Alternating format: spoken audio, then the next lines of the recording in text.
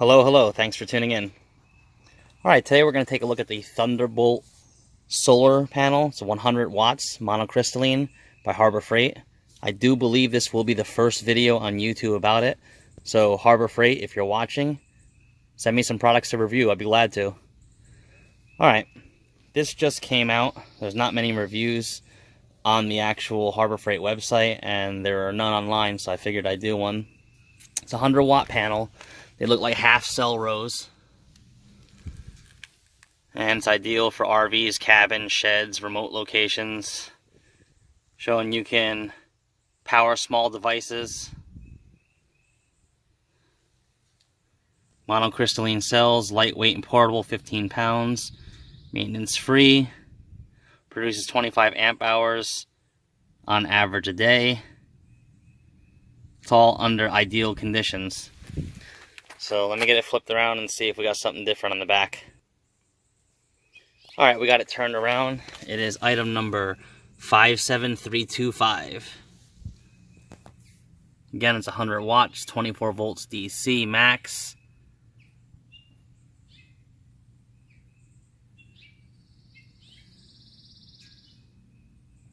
Has a leg for optimal stand placement. Let's get this thing out and see how it looks. Alright, and there it is. It's a pretty decent sized panel. I'm pretty impressed with the quality. It looks really good. It's got nice tempered glass on there. What an upgrade from their old units.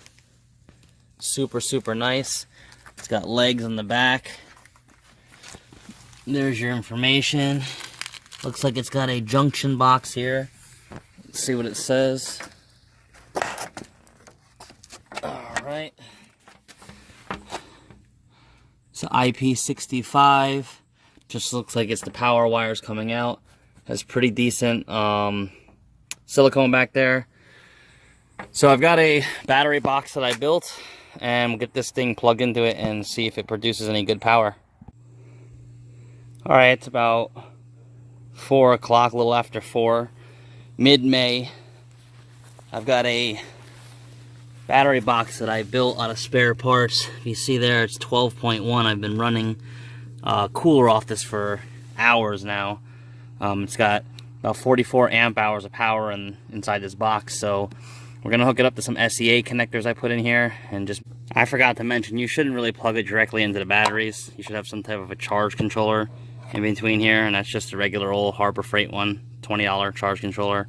So it's good for 100 watts or 7 amps, and this panel does not put out 7 amps. It's just under, so this should be a good setup, and we'll come back and check on it later. Alright, here's the owner's manual and safety instructions for those who are interested. Again, the Thunderbolt solar panel, 100 watt.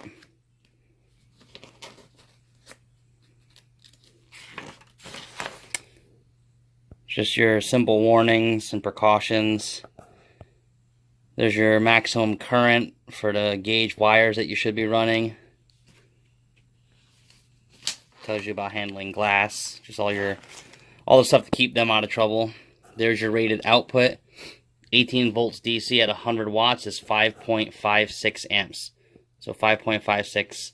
I have the older set of solar panels, so I will compare those and see how the output is.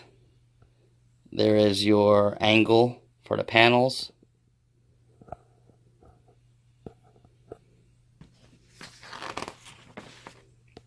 It's got a J plug, 12 volt charge controller. It's sold separately, so you do need a charge controller.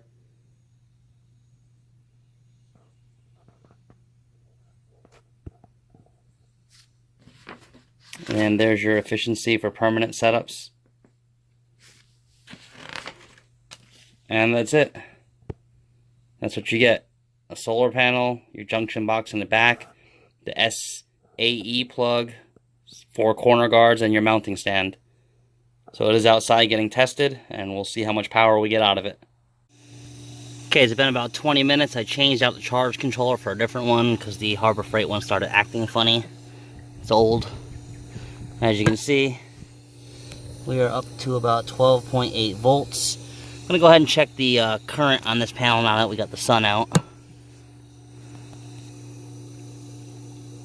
Okay, you can see the open load voltage coming right off the panel is about 22. We'll go down to DC amps and see what we're putting out. We're getting almost 10 amps out of this thing. That's actually really good. So let me hook it up to a charge controller and see what we get out the other end. Alright, we're getting about 8.6 amps out of here. That's really good. It's about 4:30 mid-May. So 8.7 amps is doing really good.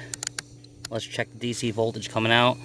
It's showing still 22 volts out, which is weird because I am checking the battery. I don't know why it's putting that much out. But it is producing good power. Alright, so I'm going across my battery in there. And I'm showing about 12.82 volts. Let's see the amps coming in on the battery. Right at about what the solar panel said it would put out. Just about 5 amps or so.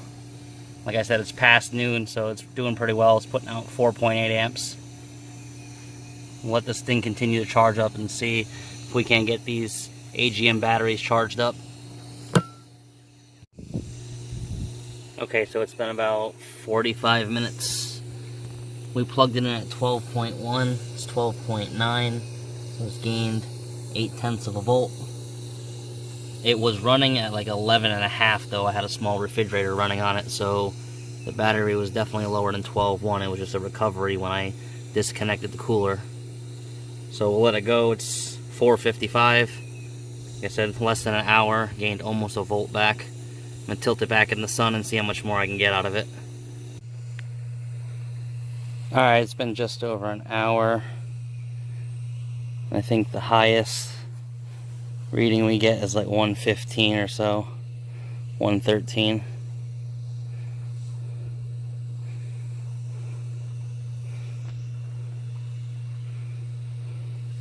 $113 on the panel, but it's evening time. It's after 5 o'clock now. At 12.9 still.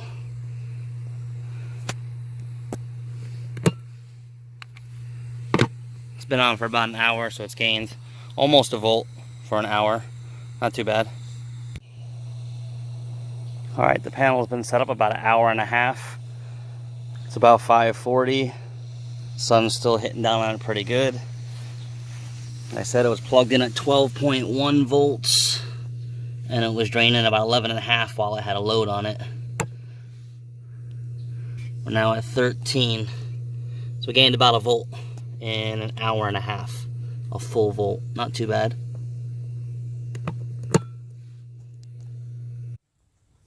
Okay, so it's about 2.5 hours later. 6:30. You can see there's patches of shade now.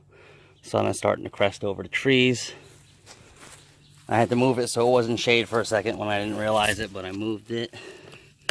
And as you can see, 13.2 when I first turned it on, so we got well over a volt.